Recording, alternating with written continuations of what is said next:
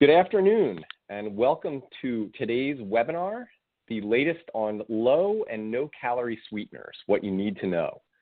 I'm Jack Graham from Great Valley Publishing, publishers of Today's Dietitian, and I'll be your host for today's program. Before we get started, I have 3 points of housekeeping. First, in order to claim your CPE credit, you will have to remain with us for the entire hour-long presentation. Second, at the end of the session, our presenters will be taking questions. If you have a question, please type it in the Q&A box on the left side of your screen, and we'll try to address as many questions as time allows. Finally, Heartland Food Products Group, number 22971, is approved by the CDR to offer 1 CEU for this webinar. Based outside of Indianapolis, Heartland Food Products Group is a global leader in the production of low-calorie sweetener products, creamers, beverage concentrates, coffee, and nutritional drinks made in the USA. Today, the Splenda brand is the clear #1 low-calorie sweetener brand in the US and actively supports healthcare professionals in counseling clients to reduce added sugar, manage weight and diabetes, and live an overall healthier lifestyle. Learn more at heartlandfpg.com. And finally, today's presenters have the following relevant disclosures to report. Tyler Townsend is employed by Heartland Food Products Group, maker of Splenda brand products. Vandana Sheth is a consultant to Heartland Food Products Group, maker of Splenda brand products. She is an independent contractor to Sanofi, Khalifa Farms, and General Mills. She is a former independent contractor to Florida Orange Juice, the Tomato Wellness Council, and the Alliance for Food and Farming. So with that, let's get started. Tyler Townsend, MS, RDN, LDN, is a registered dietitian and the Associate Manager of Nutrition and Science Communications at Heartland Food Products Group, maker of Splenda. Tyler's past experiences include surgical weight loss, as well as employer benefits consulting and health data analytics for self-funded employer groups. For fun, Tyler enjoys going to concerts, taking road trips, and according to his wife, spending too much time playing pickleball. Vandana Sheth, RDN, CDCES, FAND, is a nationally recognized and award-winning registered dietitian nutritionist, certified diabetes care and education specialist, certified intuitive eating counselor, CEO of a successful nutrition and wellness coaching business, global media spokesperson, and author of My Indian Table, Quick and Tasty Vegetarian Recipes. She is passionate about positively impacting people with science-based nutrition information that is simple, realistic, and flavorful. So let's dive into it. Welcome, Tyler and Vandana.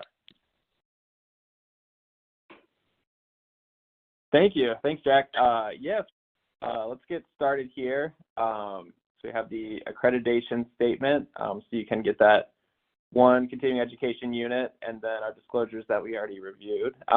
But I do want to start with our learning objectives here. I'm not going to spend too much time on them just because we have a lot to cover today, so in the hour that we have together.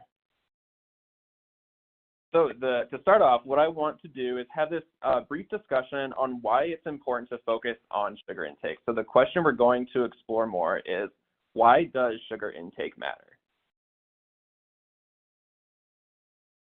So there's recently a published article in 2023 that I was excited to read into and share today. So since it's at the top of the hierarchy of scientific evidence, being an umbrella review of meta-analyses, which overall reduces bias, and in total, this collected data from over 8,600 unique articles. So we really capture a broad picture. And with this umbrella review of 73 existing meta-analyses, and basically to summarize this, we see that sugar intake is associated with a variety of risk factors, including obesity, diabetes, cardiovascular disease, gout, and dental caries. And when we look at cancer specifically, we see that excess sugar intake is a contributing factor to obesity. And obesity is associated with cancers of the liver, breast, thyroid, gallbladder, pancreas, colon, rectum, ovaries, uterus, and kidneys, among others. So I also want to share studies related to children, young adults, and sugar intake as well. So the rate of obesity for children is growing. If we look at the 2018 to 2019 data, 15.5% of those ages 10 to 17 have obesity. And more recently, in the 2020 to 2021 survey, 17% of those ages 10 to 17 have obesity. If we look at the role sugar plays in obesity and type 2 diabetes for children and adolescents, there is a strong association. So we know that those with obesity in childhood are more likely to have obesity in adulthood, and studies suggest that greater sugar-sweetened beverage consumption during childhood or adolescence is a predictor for weight gain in adulthood. In 2020, there were 39 million children less than 5 years old that were overweight or obese, and as of 2016, there were over 340 million children and adolescents combined that were overweight or obese. One study of over 2,000 children that were 2.5 years old were then followed for 3 years, and it was found that regular consumers of sugar-sweetened beverages between meals had a 2.4-fold greater risk of being overweight compared to non-consumers of sugar-sweetened beverages. And further research has found that children with obesity face a 4-fold greater risk of developing type 2 diabetes. So to summarize the importance of this, sugar intake is one aspect of the diet that we can focus on as dietitians and provide alternatives to or reduce as we work with children or the parents of the home or even our adult clients as well. So now that we looked at the association or relationship of sugar intake and chronic diseases and the impact it has in children and young adults, we're going to transition to more of a look at consumption versus recommendation. So one of the best parts about the updated dietary guidelines, in my opinion, is this breakdown of nutrition through the lifespan. And if we look at each section of the lifespan in the dietary guidelines, we see that the majority of people are above the recommended amount of added sugar intake at each stage of life. So even at ages 2 or less, when added sugar intake should be completely avoided, the average intake is still over 100 calories per day from added sugar. So in 2017 to 2018, coincidentally, the average daily intake of added sugar was 17 teaspoons per day for both children 2 and above and adults.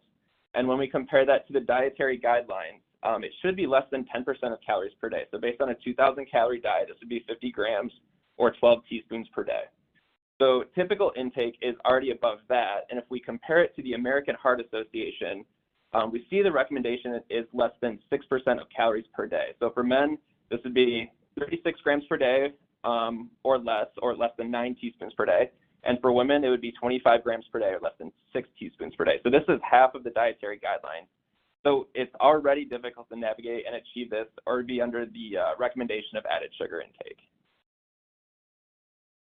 So where is all this added sugar intake coming from? So according to the American Heart Association, we see that beverages is the leading category, accounting for 47% of all added sugar intake. If we break down that 47%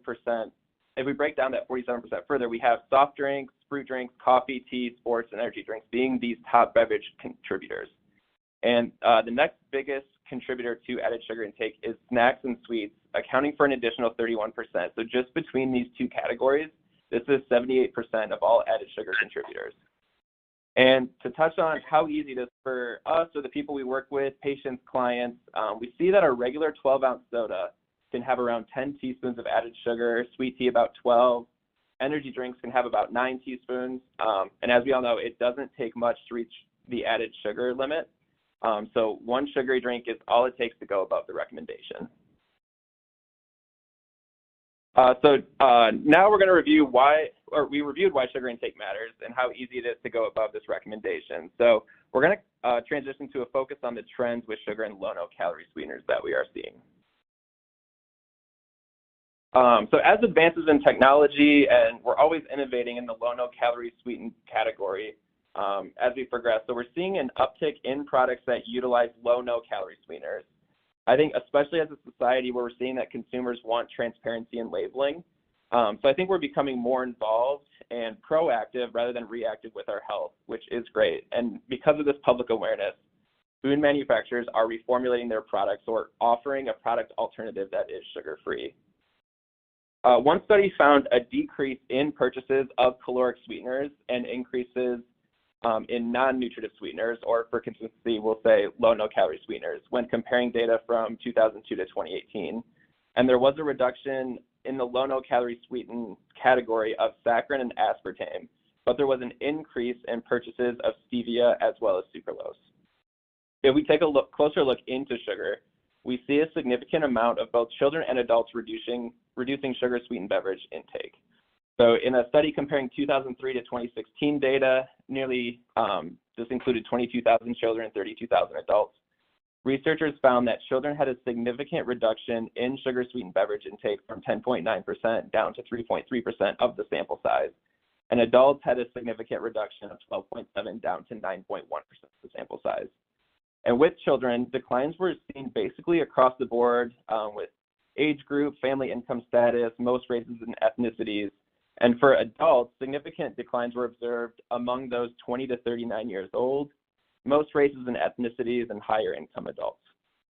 So all in all, the main takeaway is that purchases and consumption of caloric sweeteners and sugar-sweetened beverages is reducing, and low no-calorie sweeteners is increasing, as we saw specifically stevia and sucralose, but we may start to see things like monk fruit and stevia continue to increase even more, since these are plant-based sweeteners, which has had a lot of buzz in the nutrition world. So as nutrition professionals, low no-calorie sweeteners are likely going to be a part of your conversation if they aren't already, since we're seeing people transition from sugar to low no-calorie sweeteners. All right, so now we're going to move into discussing the variety of low no-calorie sweeteners. So there are more than a handful on the market, and as I've worked in the field, I've seen that patients and clients have preferences for one sweetener over another. So I'm going to break this down based on three subcategories, being sweeteners as food additives, plant-based, and others. And these are the same categories used by the FDA. So before we get into the separate categories, I wanted to quickly discuss that the safety of low and no-calorie sweeteners is backed by several regulatory agencies, including the US FDA, Health Canada, European Food Safety Authority, and the Food Standards of Australia and New Zealand.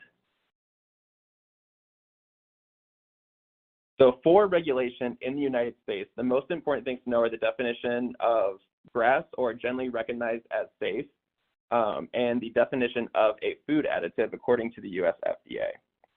So there are two paths to be regulated, whether that's through being generally recognized as safe, or the other path is as a food additive. Regardless of which path it goes, they are both rigorous, extensive, and thorough.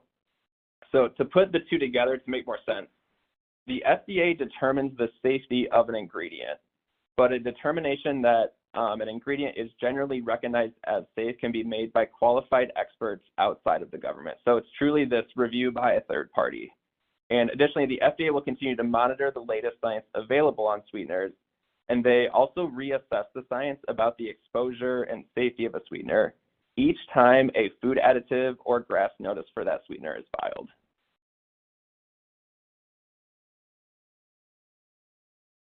So taking that into consideration as we first talk about sweeteners as food additives. So there are, these are the top three listed here, usually sold in packets, jars, and pouches, but there are more outside this category, such as 8K, neotame, and advantame, which are more commonly sold within food products already, such as zero-calorie sodas.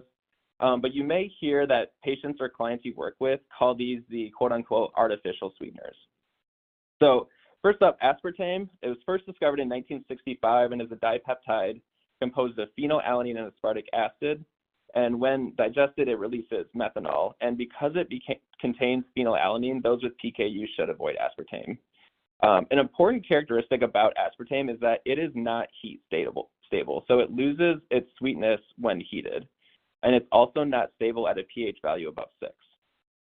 The next one here is sucralose that I'm going to talk about. So sucralose was first discovered in 1976 by accident by a British sugar company and was first approved by the FDA in 1998. So sucralose is made from sucrose, which we know is the monosaccharide glucose and fructose. And to make sucralose, there's a selective process to replace 3 hydrogen-oxygen groups with chlorine. And by doing this, we create a sweet product, but we also create a heat-stable product, unlike aspartame. So it makes it better in terms of baking.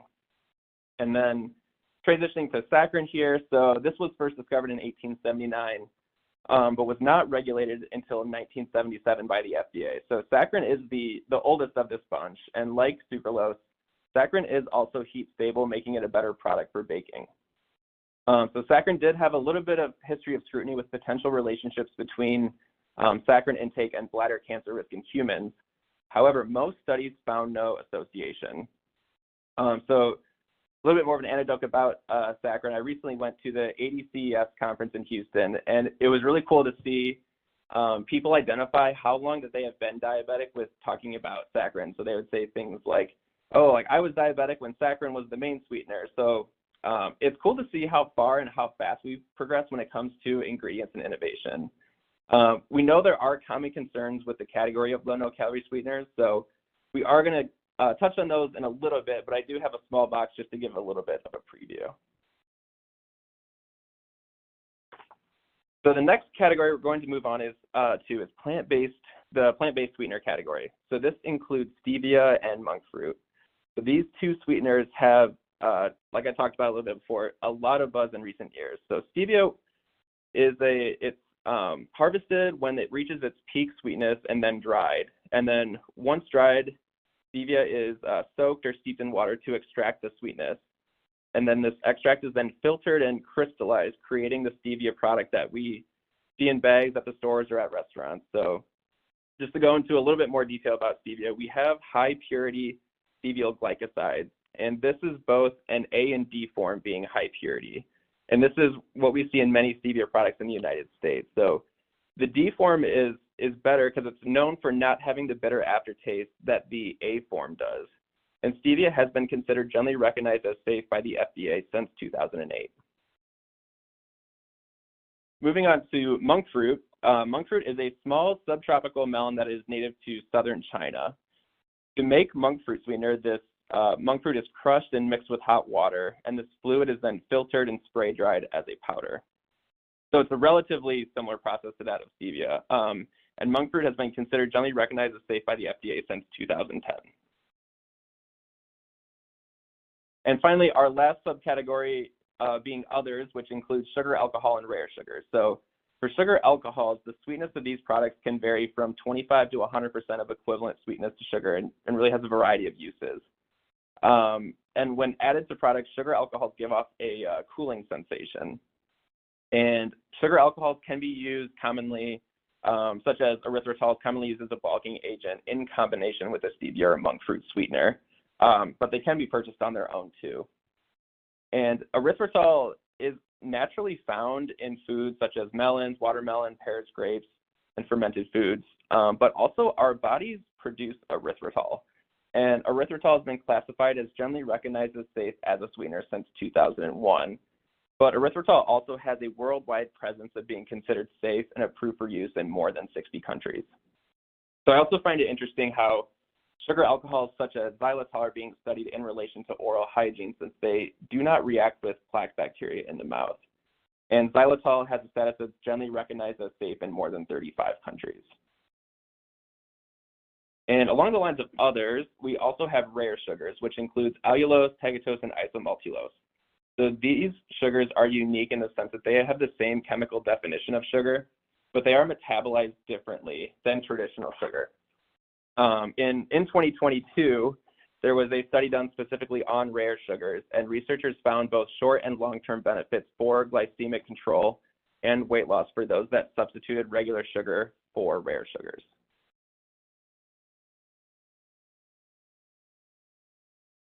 So the next thing to review is the sweetness effect and really look at the comparison of how sweet these low no-calorie sweeteners, how they compare just to regular sugar.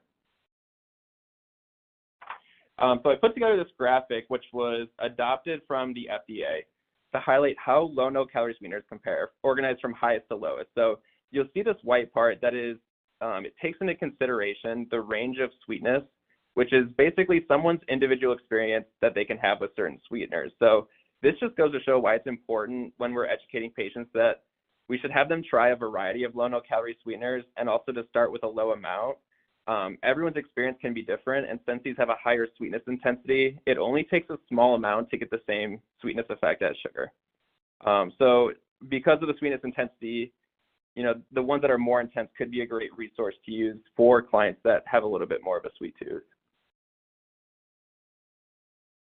So we talk about sweetness effect, and how these low no-calorie sweeteners can be pretty sweet in comparison. But now we're going to talk about the understanding of how much is too much when it comes to low and no-calorie sweeteners. So to understand that, we turn to the ADI, or the acceptable daily intake, that has been established.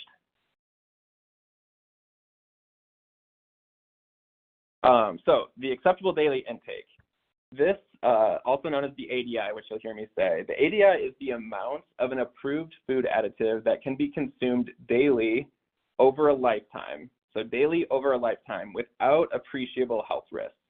So for example, if someone were to consume aspartame daily over the course of their lifetime, there is a threshold established to determine what is considered safe or without appreciable health risks. So we express the ADI in terms of milligrams per kilogram of body weight per day. So when it comes to the acceptable daily intake, it's important to consider who is involved. So at an international level, we have the JECFA, who is a committee of scientific experts who perform risk assessments and then provided by the Food and Agricultural Organization and the World Health Organization. In the United States, the safety of food additives falls to the Food and Drug Administration. So how do products obtain an ADI? For a low and no-calorie sweetener to be approved, it has to go through a really strict pre-market safety evaluation where authorities thoroughly review data on the chemistry and the metabolism, their proposed uses, exposure assessment, and studies for toxicity. So this entire process is based on independent expert reviews to ensure no bias. And when there's only strong evidence of no safety concerns, is a food additive permitted for use? So with that, we are seeing that these low no-calorie sweeteners are some of the most researched ingredients in the world. And in the review process, an acceptable daily intake is established for each of the approved low and no-calorie sweeteners. So the ADI is established based on the daily maximum amount that can be given to test animals throughout the life without adverse effects, which is known as the No Observed Adverse Effect Level, or the NOAEL.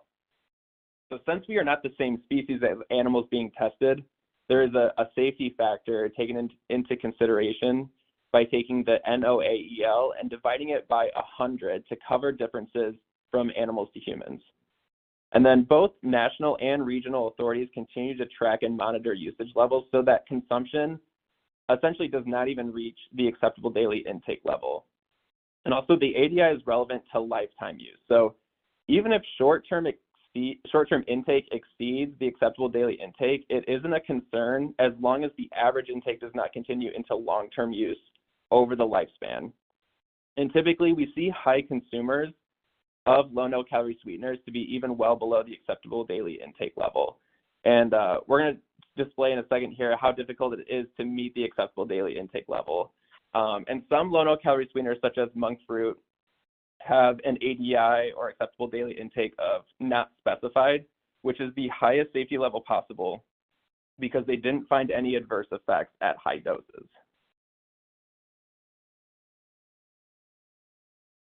So just to provide a further visual for what we're illustrating. So we have this bar chart with the red bar reflecting the No Observed Adverse Effect Level, or NOAEL. So there is no adverse health outcomes at that level of intake. We still take that, the NOAEL, and we divide it by 100 for a safety factor to get the ADI, or the acceptable daily intake.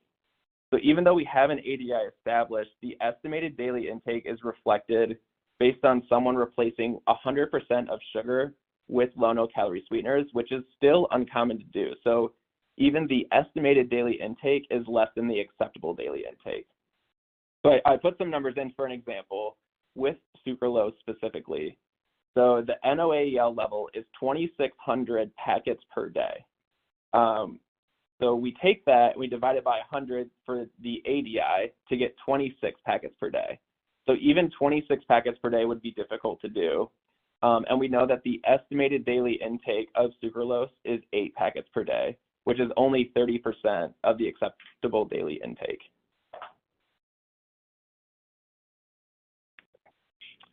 So this was another graph adopted from the FDA, providing a visual into the acceptable daily intake of each low no-calorie sweeteners. That shows both the ADI in terms of packet per day, but also the dosage of milligrams per kilogram of body weight per day. So by knowing this information, we can see that it would be more than a challenge to meet the acceptable daily intake. So I thought this would be a good visual to have on hand when discussing low no-calorie sweeteners with patients or clients that you have. All right, so we're now going to transition into talking about more of the safety and applications of low and no-calorie sweeteners. So with low no-calorie sweeteners, we're finding a lot of research that shows these products are helpful for clients and patients in achieving health goals. And along those same lines, we're seeing that these products, when consumed at or below the ADI, do not have adverse health outcomes or health complications. So these products are a tool in the dietitian toolbox that allows people to have the sweet taste without compromising management of chronic conditions or health goals. One study related to cardiometabolic health tied together a sample size of over 416,000 adults with varying cardiometabolic risk profiles, inclusive to type 2 diabetes. So through this systematic review and meta-analysis, it was found that low no-calorie sweetened beverages were not associated with cardiometabolic harm. And in fact, the available evidence from this review provides some indication that low no-calorie sweetened beverages may be associated with cardiometabolic benefit in the intended substitution for sugar sweetened beverages. So we then can look at the Strong Heart Family Study, which assessed associations of diet soda and low no-calorie sweetener consumption. And from this study, the data indicated that there is no statistically significant association of diet soda or low no-calorie sweetener consumption with fasting insulin, fasting glucose, or incident diabetes. And then to summarize the studies on gut microbiome, which has been a hot topic too, we're seeing that there is not a relation to low no-calorie sweetener consumption and adverse impacts on the gut microbiome.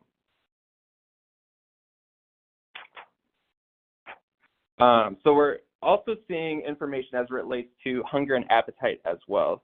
So the very interesting part about studying appetite is that it is subjective, which then just makes it more difficult to study. So one study found that while some sweeteners have the potential to increase subjective appetite, these effects do not translate to changes in food intake. So even though appetite may have changed, it doesn't mean that people are taking in more calories because of low no-calorie sweeteners.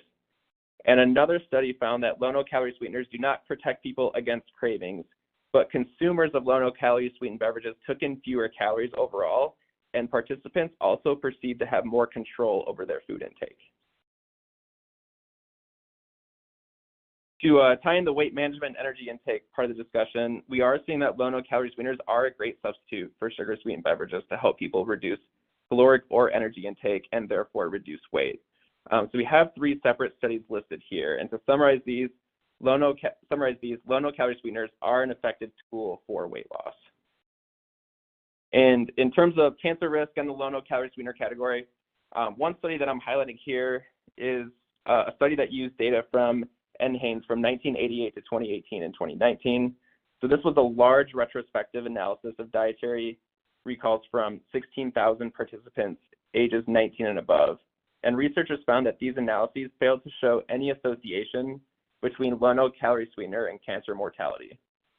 And of all the research and questions we likely get or receive from our clients as nutrition professionals, I would say that the relation of cancer and low no-calorie sweeteners is likely one of the top questions received. So I'm sure more than a handful, or most people on this webinar today have seen low no-calorie sweeteners in the news, since there's really been 4 major discussions going on. So I did want to take a moment of time in the session today to review the articles that came out this year. So in total, we're going to look at the World Health Organization, the International Agency for Research on Cancer, the sucralose 6 acetate study, and the erythritol study. So the first one we have is from the World Health Organization, released May of 2023, with the headline, World Health Organization advises not to use non-sugar sweeteners for weight control. However, we take this and we can look into the statement and see that these findings are considered low certainty and conditional recommendations and not an assessment on safety. The analysis from the World Health Organization actually has been criticized for excluding large cohort studies that showed benefits of replacing sugar-sweetened beverages with low no-calorie sweeteners. So one of the most important takeaways is that disease outcomes might be confounded by baseline characteristics of participants in the study. So for example, participants with the highest intake of low no-calorie sweeteners also tend to have a higher body mass index or metabolic risk factors, and therefore may have been predisposed to chronic disease. So the World Health Organization even noted that reverse causation may have contributed to one or more of the associations observed between non-sugar sweeteners and risk of disease. And again, because of the lack of certainty, it was considered a conditional recommendation, and it was not a safety assessment.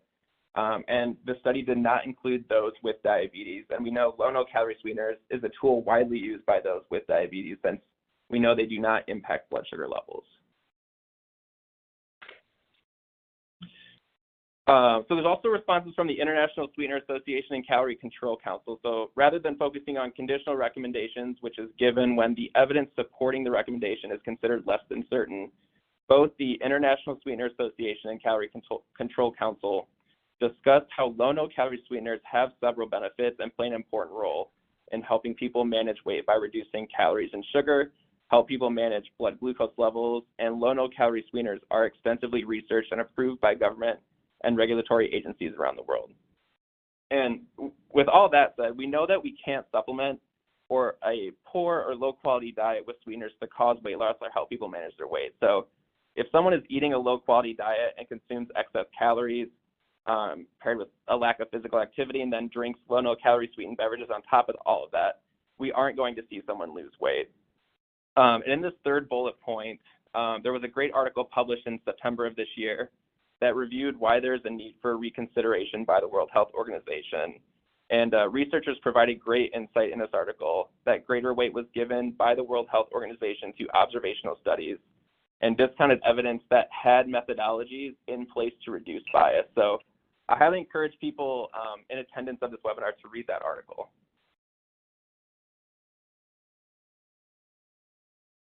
So the next one to review here is International Agency for Research on Cancer. So on July 14th of 2023, the IARC released the aspartame hazard and risk assessment results. So the IARC listed aspartame as possibly carcinogenic for humans, which falls into group 2B, which is given on the basis of limited evidence for cancer in humans. And the IARC also only assesses the strength of evidence as to whether an agent can cause cancer in humans, but it does not reflect the risk for developing cancer at a given exposure level. And with that, I thought it'd be interesting and worthwhile just to kind of see a breakdown of the different levels of classifying carcinogens. So there are 4 categories, being group 1, group 2A, group 2B, and group 3. So group 1 is stated to be carcinogenic to humans. Group 2A is probably carcinogenic to humans. Group 2B is possibly carcinogenic to humans. And then group 3 is not classifiable. So with group 1, we see that alcoholic beverages and UV radiation are both known carcinogens to humans. In group 2A, we have frying due to emissions from high temperatures, working night shifts, and consumption of red meat. Aspartame falls into group 2B, which is possibly carcinogenic to humans. So I think this goes to show how things can be taken out of context, or how clients we work with can be influenced by media outlets making something seem more scary than what it is. I know when I worked in a clinical setting, I had clients that would be okay with drinking alcohol and wouldn't even think twice about giving up the occasional serving of beer or wine, or they wouldn't think twice about getting the burger or steak at lunch or dinner, but they would express much concern over the safety of aspartame intake. So I think, if anything, reviewing this just helps put the levels in perspective for when it comes up in conversation. So the next study discussed is pertaining to sucralose-6 acetate, with the headline of this one states, chemical found in sucralose damages DNA. And then the article goes on to say that S6A is an intermediate and impurity in the manufacture of sucralose. S6A is produced in the gut after sucralose ingestion, and S6A significantly increases the expression of genes associated with inflammation, oxidative stress, and cancer. So we have one study about sucralose-6 acetate, but we can also look on the other side of systematic reviews, which are at the top of the pyramid for quality of evidence, to see that sucralose is approved globally for use in foods and beverages. And these expert committees put sucralose through an extensive process of testing to establish an acceptable daily intake. And the safety of sucralose is backed by the US FDA, European Food Safety Authority, Health Canada, and Food Standards of Australia and New Zealand. And researchers who conducted a 2019 systematic assessment looking at potential carcinogenesis, hard word to say, of sucralose state that the overall lack of activity for sucralose as tested in various models showed that old data matched new data, verifying that sucralose is not carcinogenic. And additionally, there is no published study demonstrating that S6A is formed when humans consume sucralose. And then transitioning to the final study, which is the artificial sweetener erythritol and cardiovascular event risk. So the headline of this article is that elevated levels of erythritol and several related artificial sweeteners were associated with the risk of cardiovascular events. So if we break down the article, it was an initial study that looked for compounds in blood whose levels were linked to future cardiac risk and tracked adverse cardiovascular outcomes for 3 years. Overall, researchers found that the elevated levels of erythritol were associated with the risk for cardiovascular events, and researchers then did in vitro studies, animal studies, and did a study to measure erythritol levels after quickly drinking a beverage that was sweetened with a very high dose of erythritol.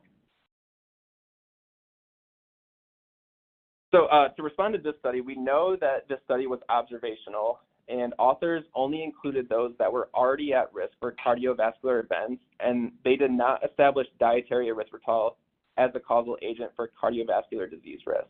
So if we want to study how diet impacts erythritol levels, we would want to collect records from what the sample size of the study is consuming. So, of course, the human body is an amazing and complex organism that allows for absorption, metabolism, and excretion, which is different than in vitro studies, and we are obviously different than animal studies. And on top of that, there was no control for or intervention on diet, physical activity, or other factors that have an impact on cardiovascular disease risk or cardiovascular health. And the erythritol dose given was 3 times the max amount found in beverages, and plasma levels of erythritol were only measured 1 time in the study.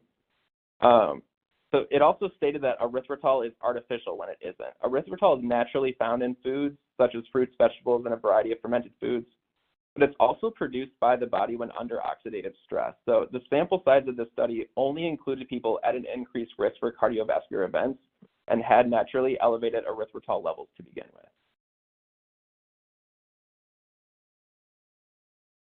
And with that, we see somewhat of an academic bias against low no-calorie sweeteners, and this 2022 study highlighted some of that. So the first main issue pointed out is that studies propose mechanisms without relevance, or they discuss unsubstantiated adverse effects of low no-calorie sweeteners. And we do see reverse causality too. So this is more so apparent when it comes to studies that discuss low no-calorie sweeteners and weight gain, which tend to be observational and therefore don't have an intervention or treatment arm of the study. So there is this emphasis on the lower quality research, which is prone to more bias. And again, we know that people with higher BMIs tend to use sweeteners more, but that doesn't mean sweeteners cause weight gain. And when it comes to higher quality research, we would look to the randomized controlled trials, systematic reviews, and or meta-analyses. And the third point of academic bias goes to show that studies bring up hypotheses of negative effects without acknowledging the studies that show these negative effects being tested and rejected, which would give both perspectives in research. So again, as dietitians, this is where we're in such a critical position to understand the research for our clients and patients. And to make the information discussed kind of more patient or client facing, we know it would be beneficial for nutrition professionals to have resources available when it comes to navigating these conversations of low no-calorie sweeteners. So to kind of give an overall high-level view of this slide, it's important to share with your clients that low no-calorie sweeteners are truly some of the most researched products and ingredients in the world, and they're proven safe through research time and time again. For example, we can see the concern regarding low no-calorie sweeteners and blood sugar, and basically the response just highlights that low no-calorie sweeteners do not raise blood sugar levels, and using low no-calorie sweeteners in place of added sugar can help you avoid blood sugar spikes. And with that, we're going to transition over to Vandana, who has a ton of knowledge and insight and is an expert dietitian. So Vandana, I'm going to hand it over to you. Thanks so much, Tyler. Great to be here. And wow, that was quite an overview on the research, the headlines, So now I'm going to dive into more of the applications and how we can use these in recipes and in different ways. Next.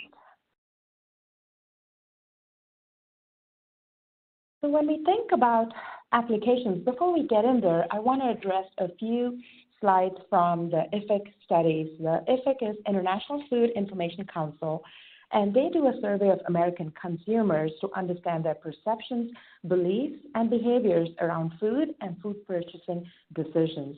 And so this year was the 18th year where they did the survey.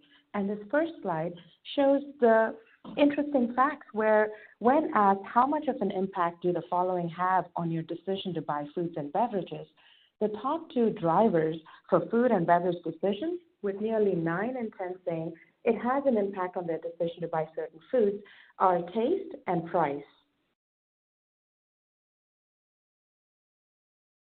When it comes to the question about which of the following best defines a healthy food, please select up to 5 choices.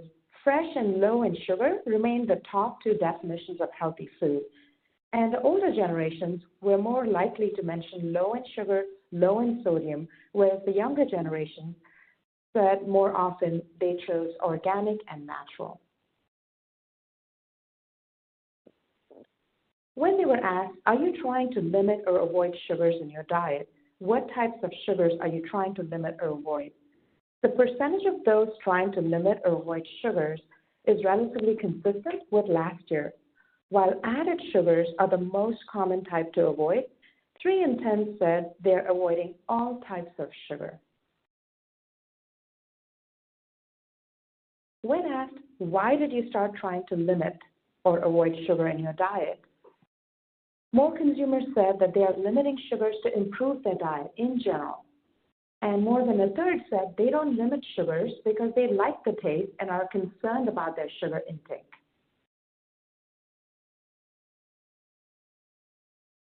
When asked which of the following, if any, do you believe consuming low and no-calorie sweeteners help you do, the most common benefits cited for using low no-calorie sweeteners were reducing sugar intake and enjoying sweet-tasting products without added calories. Also, more than a third said that it helped them lose or maintain weight. The younger generation was more likely to consider sucralose, sugar alcohol, and allulose as safe in comparison to boomers. And overall, more than a third considered caffeine safe, followed by stevia and monk fruit sweeteners. So, as Tyler has gone over some of the reasons and some of the ways that we get sugars in our diet and how over the past 30 years, Americans have steadily consumed more and more added sugars. And although sugars are not harmful in small amounts in our bodies actually don't need added sugars to function properly. So how can we go about reducing added sugars? We know that the average American adult consumes about 17 teaspoons of added sugar a day. 5 categories of food that can help us reduce our added sugars. First is, of course, sugar-sweetened beverages. One 12-ounce can of regular soda contains about 10 teaspoons of sugar. Coffee and tea beverages, especially as we go into the fall with the pumpkin spice latte and all the different coffee beverages that clients have, we may often get a lot of added sugars in our diet. Condiments, many clients don't realize that there's a lot of added sugar in their sauces, in their different flavorings that they use.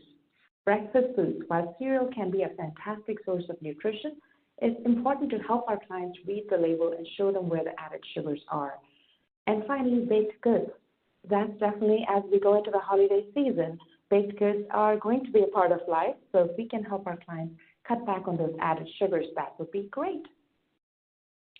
Now I'm going to switch to a few case studies, some of my clients.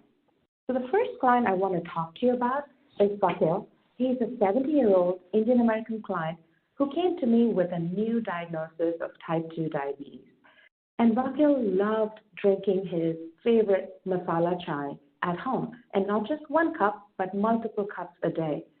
And it was sugar sweetened. As soon as he found out he had diabetes, he just stopped drinking it because he didn't care for the taste of unsweetened chai. He was very concerned about his blood sugar. And so when we met in our office, this is what we did. We talked about how can we help him enjoy his chai without spiking his blood sugar. We addressed various low-sugar sweetener options for him, the pros and cons, the safety concerns. We talked about sucralose, allulose, stevia, monk fruit. And with all of those, he personally chose sucralose packets. And I'm so happy to report that he loves now having his chai and doesn't cause a blood sugar spike. In 3 months, his A1C went from 6.8% to 6%, and he's lost 15 pounds in just those 3 months.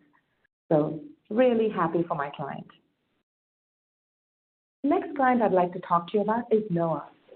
He's a 55-year-old engineer, and he is very numbers-oriented, very detail-oriented, has a serious sweet tooth, loves sweets. And when he came to me, he had gone from the diagnosis of pre-diabetes to diabetes. And he was so scared, he was only eating vegetables. He was eating salads all day long, feeling super hungry, tired, cranky. And so we met for a couple sessions, and the first thing we decided was we needed to simplify his action plan. We talked about the plate method and how if he can just keep it simple, focus on filling half his plate with veggies, non-starchy vegetables, make sure he gets his protein and some healthy carbs. We also addressed his sweet cravings because, it's important that he enjoys and savors life. So we talked about hydration. He really didn't like the taste of plain water, so we talked about how he could incorporate beverages that were sweetened with low, no-calorie sweeteners. And thrilled because now his blood sugar is more stable, he's eating the foods he enjoys, and he's just feeling more confident. The last client I want to talk to you about is my client, Erin. She's a 65-year-old client who came to me with diabetes, and she has been dealing with diabetes for a long time. She loves to have family and friends over, loves to entertain and bake. And she's also an avid golfer. She loved going to the golf course and playing around with her friends, but unfortunately she was experiencing a lot of high and low blood sugar levels while she was playing golf. So when we met, here was our strategy. We discussed low-calorie and low-calorie sweeteners and how she could use them when baking to cut down on added sugars. We talked about shakes that as an option for her to have the energy while she's playing golf and also to maintain her blood sugar. And I'm so thrilled to report that she is now enjoying baking, and she's also enjoying the taste of the foods that she makes without spikes in her blood sugar. The shakes have significantly improved her energy, and she's not experiencing any lows. Now let's talk about how we can use these different low-calorie sweeteners in recipes, in cooking. The first thing I want you to keep in mind is that sugar, if you remember your food science, sugar plays a role besides sweetness. It has properties that help with the structure, the texture, how food rises, the bubbles, the browning effect, and moisture. So I'm just going to go into a little bit for each of these. So sucralose can be used for baking and cooking. It measures and pours just 1-to-1 light sugar. And it works well in frozen desserts, but just keep in mind that the texture may not be as creamy because it freezes the same as sugar, and so it's best to use it in a fruit sorbet. When you're using it for frosting or caramel, remember to try and just replace 25% of your sugar for the sucralose instead of the full sugar replacement for best quality. Also, you may notice that you may get a smaller yield when substituting sucralose for sugar in cakes or quick breads because it's not going to rise as well. For a better rise, you may want to use a smaller cake pan or make a combination of half a cup of non-fat dry milk powder and half a teaspoon of baking soda for every cup of sucralose. Also, flavors. To enhance the flavor of your product, you may want to consider adding an extra 1 teaspoon of vanilla extract per cup of sucralose. And with yeast activation, keep in mind that sucralose does not contain enough carbs to activate the yeast. So consider adding a bit of sugar or honey to your recipe to help rise. And last thing to keep in mind with sucralose is browning. sugar caramelizes to produce that golden brown color that we enjoy. And when it comes to baking without sugar, it's not going to brown. So consider spraying with a little cooking spray just before you place it in the oven. When it comes to allulose sweeteners are 0 calorie, they are plant-based, and they can be used as an exact swap 1-to-1 for sugar. And they shine brightest when they are used in sauces, syrups, candies, and baked or frozen treats. And it has no cooling effect, there's no aftertaste, no bitterness, and it's similar to sugar. Just keep in mind that allulose browns quicker than sugar, and so when you're baking, consider maybe tenting with foil so you can keep that in mind. Also, you may want to lower your oven temperature by 25 degrees to slow down the browning.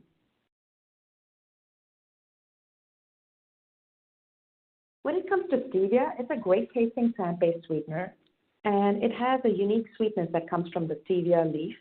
And when it's made from Reb D, it's a better tasting stevia leaf extract because Reb A may have a bitter aftertaste.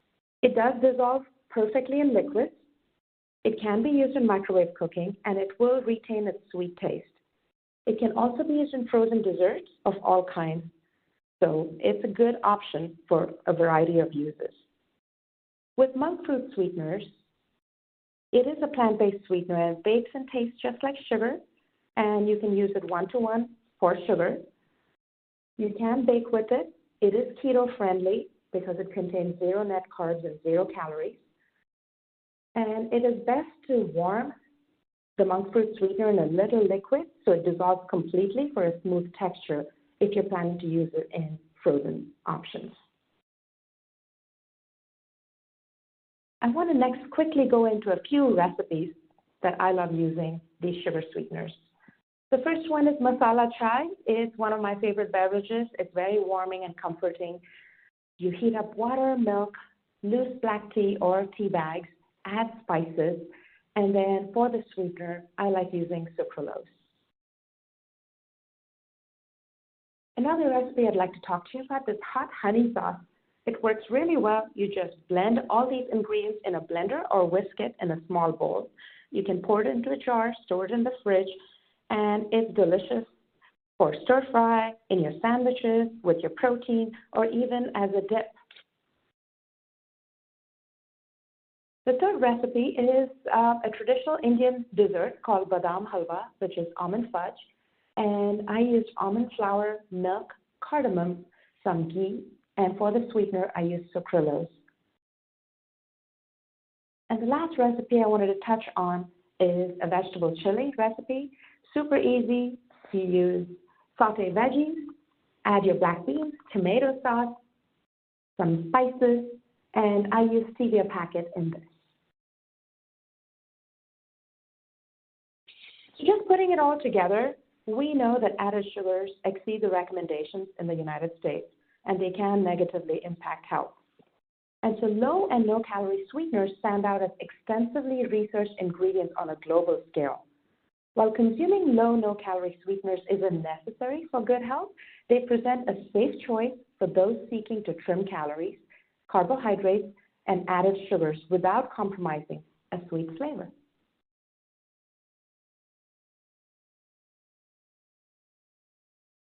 And with that, I am passing this on for questions. Thank you so much. Super. Thank you so much, Tyler and Vandana. This was a really great presentation, and we have quite a few questions. So why don't we dive into it? Should plant-based sweeteners be recommended over other sweeteners? I'll take this one. And so with plant-based sweeteners, the key is it's all about flavor profile. It's a personal preference. And how do you plan to use it? As you know, each one varies in terms of applications. So it's best to recommend that low calorie and no calorie sweeteners are rigorously researched and safe, but it's ultimately a personal preference.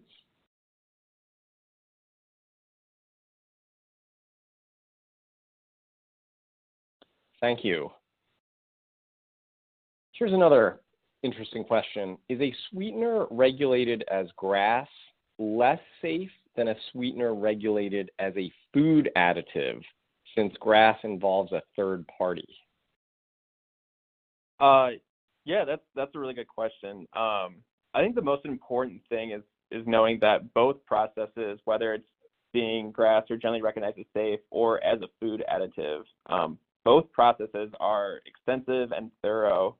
So one isn't safer or a safer route than another. They're both very extensively researched before being approved.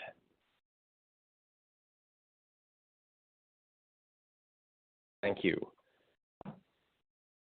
How about we jump to, many of the doctors I work with recommend plant-based sweeteners over artificial sweeteners, but based on what you shared today, they should both be safe.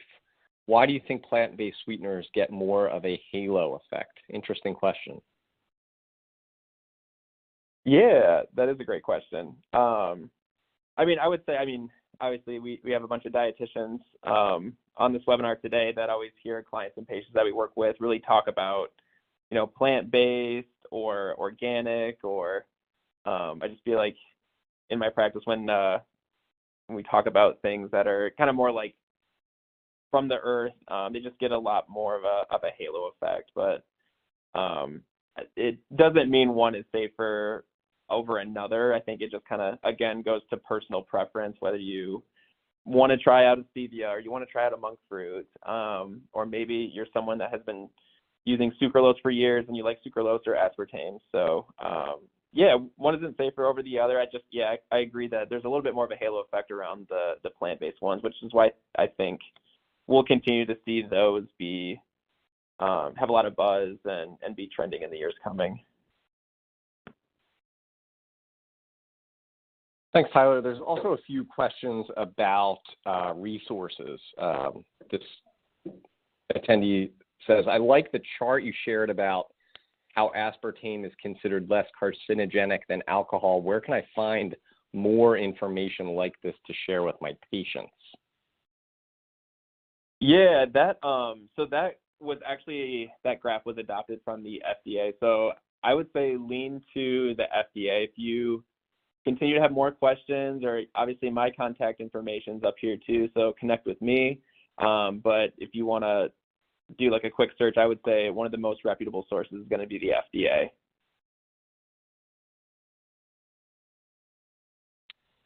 Here's another question that showed up a couple times regarding terminology.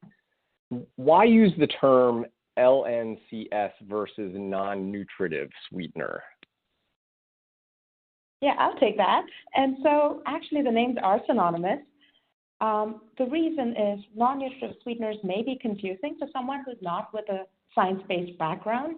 By saying low and no-calorie sweeteners, we're actually capturing the larger portion of this category, and it's more easily understandable. And some of the sweeteners are truly low-calorie, and some are truly zero-calorie.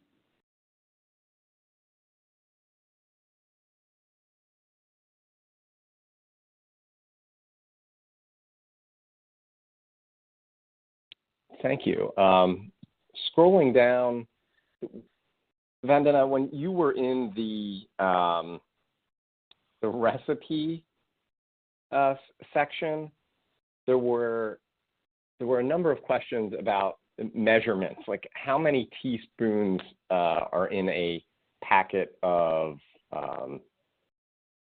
sucralose? Yeah, typically it's 2 teaspoons of sugar as far as sweetness goes. And every box or every package usually has a conversion chart, so that's an easy way of finding out how to substitute in a recipe what the conversion is. Excellent. Well, I have us right at the top of the hour at 3 o'clock Eastern. So I would like to thank both of our presenters for spending time with us today and sharing a really great presentation with the audience.